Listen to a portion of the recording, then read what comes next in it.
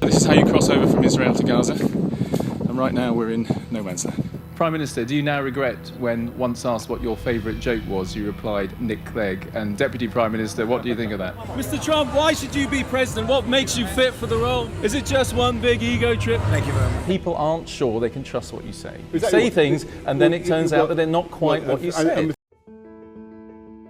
My name's Andy Bell and I've been a journalist for over 30 years. In this podcast series, How Did We Get Here?, I try to provide context and background to a big story in the news. For this edition, what will the world look like after the pandemic? What will Britain's place be in that world? I've been talking to Tom Tugendhat, chair of the Commons Foreign Affairs Select Committee. I ask him about China, Trump, and whether the tide is going out on international cooperation. So Tom Tugendhat, thanks for taking part in this edition of How Did We Get Here? What coronavirus is doing to the world, I suppose, Britain and its standing and its place in the world and international relations. I mean, the first thing to say is it feels like foreign policy has kind of been switched off since the start of this. No one's talking about it very much. Is that fair to say? Oh, I don't know. I'd say the reverse is true. I think that's the only thing we're talking about. We're talking about China. We're talking about how we work together for a vaccine. We keep comparing ourselves to, I don't know, to Germany or Italy or Singapore or America or China. And all of this, frankly, is foreign policy. I mean, people have a slightly odd idea that foreign policy is about foreigners. It's not. It's about us. It's always been about us. It's about how do we protect ourselves? How do we shape the world around us? Are we doing better or worse than people in a similar circumstance?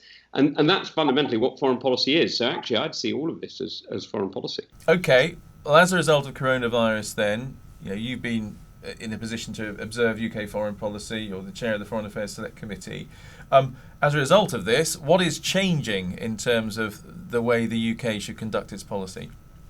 Well, at the moment, what's happening is, of course, we're focusing entirely on, almost entirely on our own healthcare. And this is something I'd like to see change, because actually the comments about the World Health Organization being overly dominated by China are both accurate and misleading. In the sense, they're accurate in the sense that it's true, large UN members do dominate UN bodies, and China has been exercising that influence very strongly over a number of years and doing so deliberately. The misleading element is that China isn't the only country that can do it. The UK is a major fund, second or third funder of the WHO, but we don't seek to exercise influence in nearly the same way. This has to be a lesson that foreign policy directly affects us. I mean, one of the reasons for this outbreak is that the World Health Organization was not robust in calling out China early enough, was not listening to Taiwan when Taiwan was demonstrating good practice and how this could be addressed.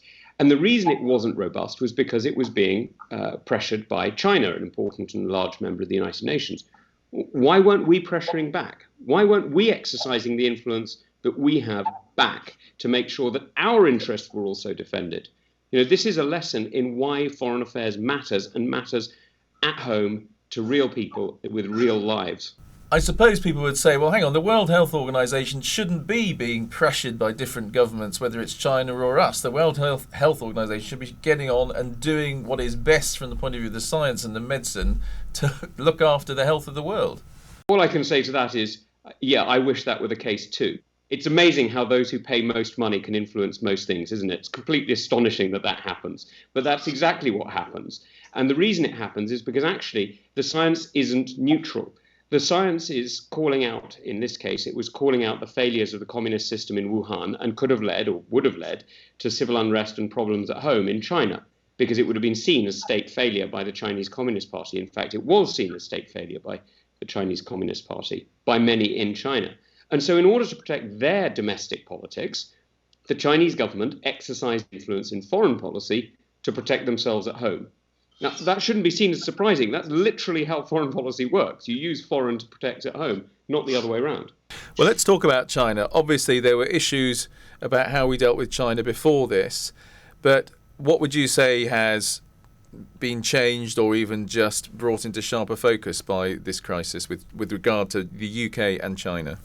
Well, the real sharpness of the focus is there are real choices, and some of us have been calling this out for a number of years, as you know, Andy.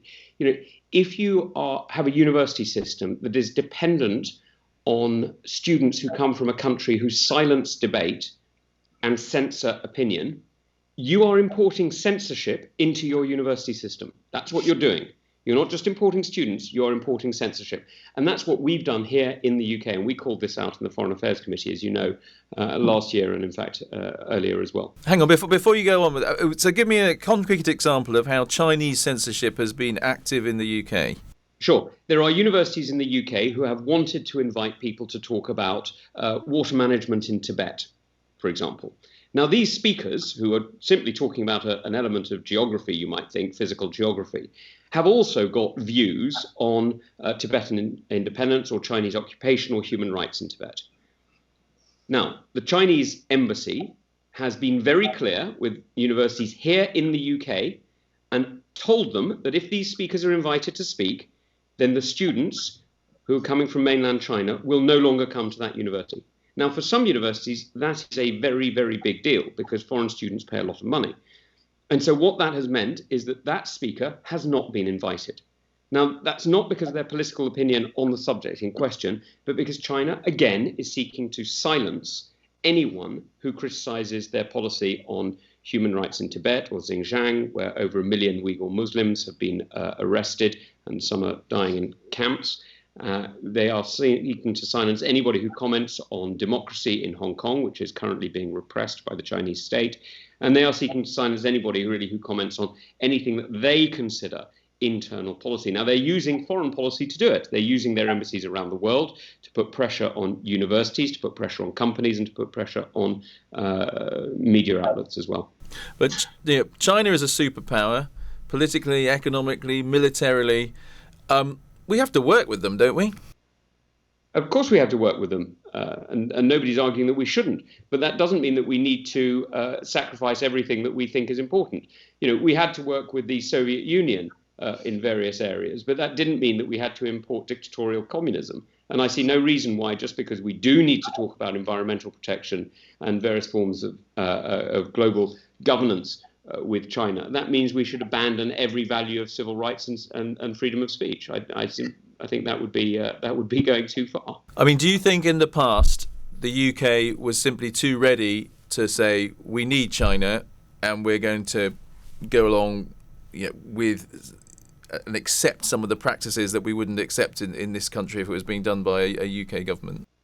Well, I think before what was happening was that we all thought China was on a path to opening up and some form of democratization. I wouldn't call it democracy, but some form of civil rights within China. And that was certainly the path that Deng Xiaoping had put China on.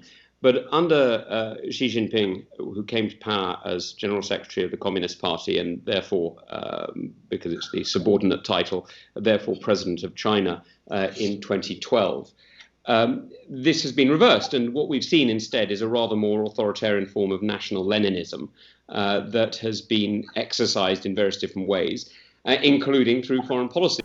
And do you think the events of the last couple of months with coronavirus what direction is that pushing China in your opinion?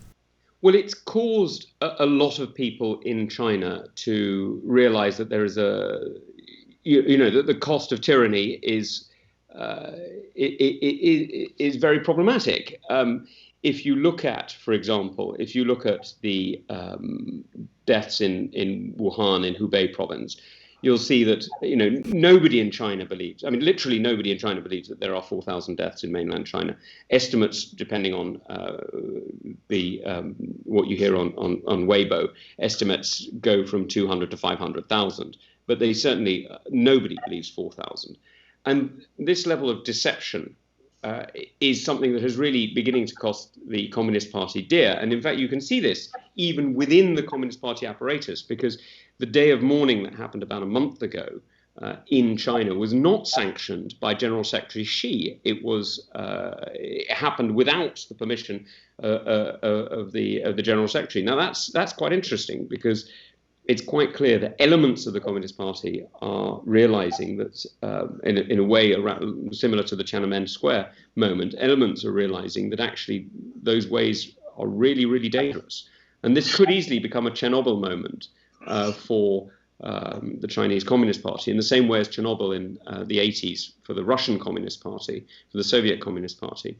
was the moment when the lies came home to roost in such a staggering and clear way that many people simply couldn't keep up the pretense. We've got this far talking about China. We haven't mentioned Huawei, the technology firm. A lot of people say is basically very closely linked to the Chinese military, obviously involved in the 5G telephone network. What are your feelings about Huawei, in terms of getting involved in the UK 5G network, and have they changed at all as a result of what's happened over the last couple of months? Well, look, first of all, we've got to recognise that, when we talk about Huawei, we're not in the same position as countries like the United States. Huawei is already in our telecom network. It has been since 2003. So in some of our 4G networks, Huawei is between 60 and 80%. It depends, right? So our conversation is not should we allow Huawei into our network, but how fast can we get them out? And that is a different problem.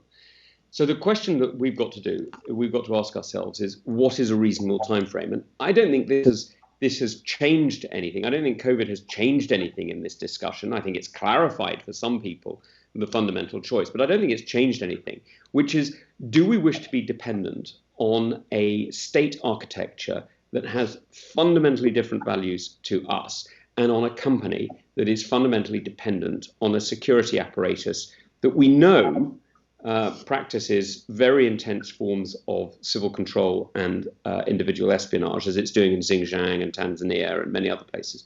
So we really have to make that decision, because this is a very, very long-term bet. Anything that we do now, we will be living with for at least 5, probably more like 10 or 20 years.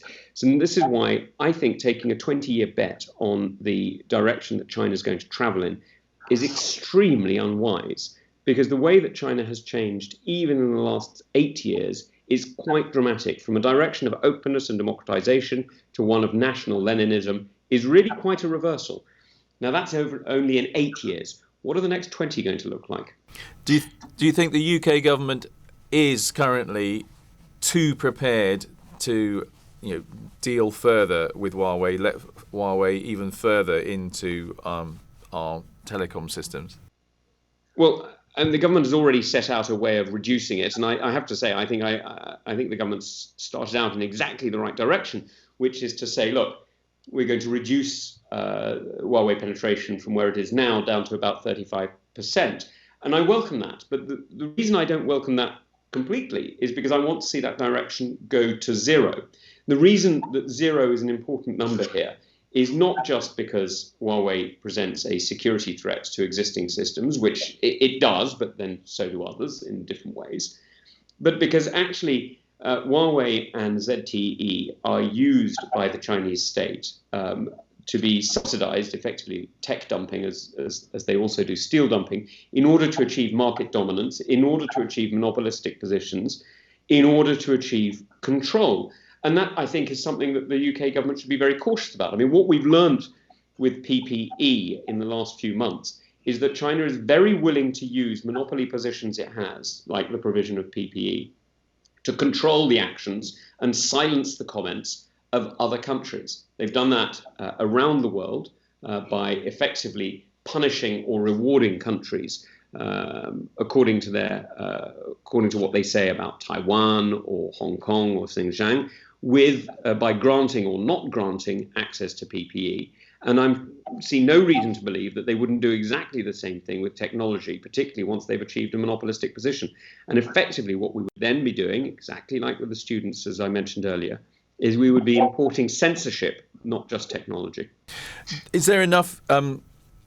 There are plenty of people inside the Conservative Party who feel like you, who want to push the government further. Do you think you're strong enough within the party to push the government further down the road of excluding Huawei sooner? Well, look, I've spoken to many members of the cabinet who agree with me. So this isn't just backbench versus frontbench, if you see what I mean. There are many members of the government who agree with me. And as you will have seen, we set up the China Research Group a few weeks ago. In fact, we'd been meaning to set it up since before the election in November, but what can I say? Politics got in the way. But, and we've already got a huge amount of support. We've got about a third of the parliamentary party already supporting us in terms of being on our network. And do you think you're strong enough to get the government to change its mind? it's not a question of strength. It's a question of logic, and logic holds. And I'm sure the government will see that. Let's talk about the EU. Do you think the coronavirus has changed our thoughts about cooperation with the EU, or it's just we're going to just take up where we were in terms of leaving on January the 1st, ending the transition period on January the 1st? Well, I think the first question is, what has the coronavirus done to change the European Union's member states' views of cooperation within the EU? And that's quite interesting in itself. If you look at the early days of the corona outbreak, when France and Germany banned the sale of, or rather the transport of medical goods to Italy, that had a pretty sobering effect on quite a lot of people in Italy as to what European solidarity meant. Now, however, there is a sort of a reverse thing that is happening. Only a few days ago, Chancellor Merkel and President Macron decided on a 500 billion euro debt package underwritten by the ECB, which would extend the European Union's budget.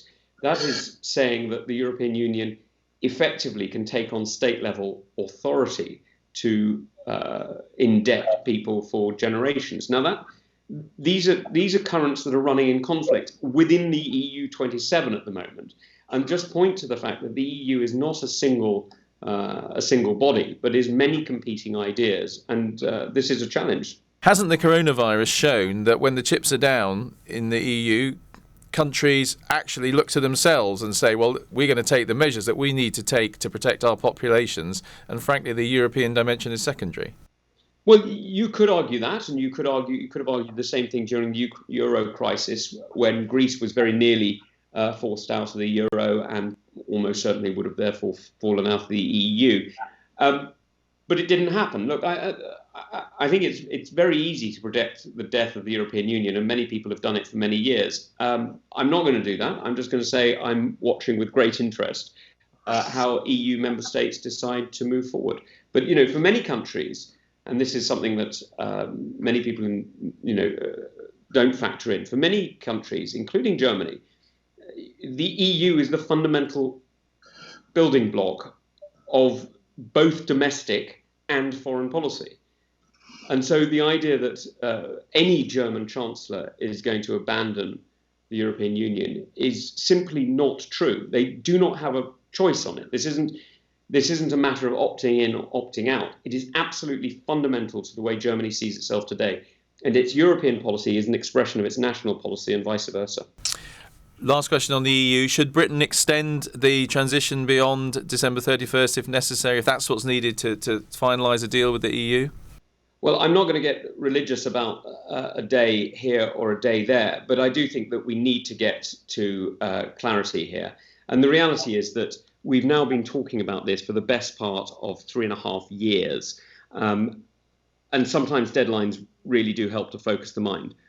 So let's hope that this one works. So you would be happy to stick with December 31st as the final date? Well, I want a deal. Okay, I mean, I'm pretty clear on this. I want a deal. So if you need more time to get a deal, wouldn't it be worthwhile, even if it's a few weeks, couple of months? Well, that's why I said I'm not religious on a date, but I want a deal, and I want a deal as soon as possible. The Prime Minister has promised a deal. This government has promised a deal. Those who organised the referendum told us it would be easy. Now let's get the deal. Just a final thought with regard to the sort of big picture. Has the coronavirus crisis sort of shown the limits of international cooperation, and that the future may belong to the kind of nationalist governments who put themselves first and are prepared to deploy a more, shall I say, inward-looking logic to the way the world should run? Do you feel that is something that's coming out of this? No, I don't. I would put it very differently, actually. I would say that what the coronavirus outbreak has shown, which is something that many of us have known for a while, is that the nation state is the building block of the international order. The supranational organizations, whether they're the EU, the UN, the WHO, whatever they happen to be, do not have the legitimacy amongst populations, amongst people, amongst individuals that the nation state has. And the nation state therefore has a responsibility, whether that nation state is the UK or France or whatever. Those nation states have responsibilities that cannot be handed over to international bodies, but the international bodies can help to coordinate. And what we've failed to do is make sure that coordination is done effectively And that's why I'm arguing very strongly that we need to play a more active part in international organizations like the WHO, which we pay for very handsomely. So we should make sure our voice is heard within those international organizations, but we shouldn't forget that the fundamental building block of those organizations is not their bureaucratic structure, but the member states, the nation states, the national governments that make them up. But those international organisations, their effectiveness rely on the leaders of the national governments to buy into them. And let's just take Donald Trump. Isn't the lesson of the last couple of months that those leaders don't buy into that principle, and they're much more interested in Donald Trump's case, putting America first? Well, every country puts itself first. That's kind of the point of being a national leader, right? That's literally the job of the British Prime Minister is to wake up in the morning and to put Britain first. That is literally his job. Everything else is secondary. Once he's done that, he's then got to work out how to do it. Okay, and I would argue that the way that you put Britain first is you make sure that Britain works well with partners around the world in order to increase our diplomatic reach, in order to increase our prosperity, and frankly, simply to increase the happiness and prosperity of the British people. That is the purpose of government, is to increase the happiness and prosperity of our people. And in order to do that, there are various ways you do it. You build alliances, you cooperate, you share scientific expertise, you do any number of different things. And I think it's extremely important to remember that building on the nation state is literally the fundamental of the international order, not the other way around. So when everything settles down, let's assume they do, will the world look pretty much similar to what it did at the end of 2019, do you think? Or will there be some real things that you can say, that has been changed by this crisis? Well, now that's a very good question. And at times like this, I feel like a Leninist, which isn't something that hits me very often. But, there are some decades when nothing happens, and some weeks when decades happen. And it's really difficult to say, but I think that one of the huge lessons for us is the need to build up an alliance of similarly minded states and to really reinforce it. I think we have grown used to the idea of multinationalism serving our interests and being fundamentally going generally along in the direction that we're used to. And I think we've had a very clear wake-up call, and we need to realize that if we want to shape the world in ways that we think matter, civil rights, human rights, freedom of expression and speech, then we really need to be active in defending them. Look, it's just like any democracy, and I've made this point in the UK here. Democracy only works if you take part. It's not some sort of divinely ordained system that gives you the best answer. It only works as the arbitrage, as the way of mediating between the many different opinions in a country. And if you do not take part, then guess what? Those who do take part will decide. And I think that's why, however bad you think things are going when you're at the table, trust me, walk away and they will go worse for you. All right.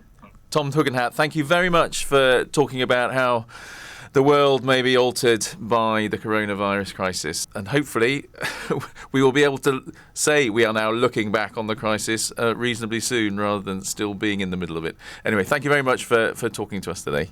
Good to speak to you, Andy. All right, Tom, thank you.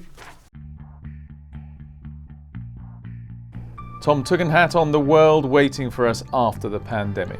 If you have thoughts on this or ideas for any future podcasts, you can email me on andy.bell@itn.co.uk, and I'm tweeting it @AndyBell5News. Thank you for listening to this edition of How Did We Get Here? There'll be another along soon.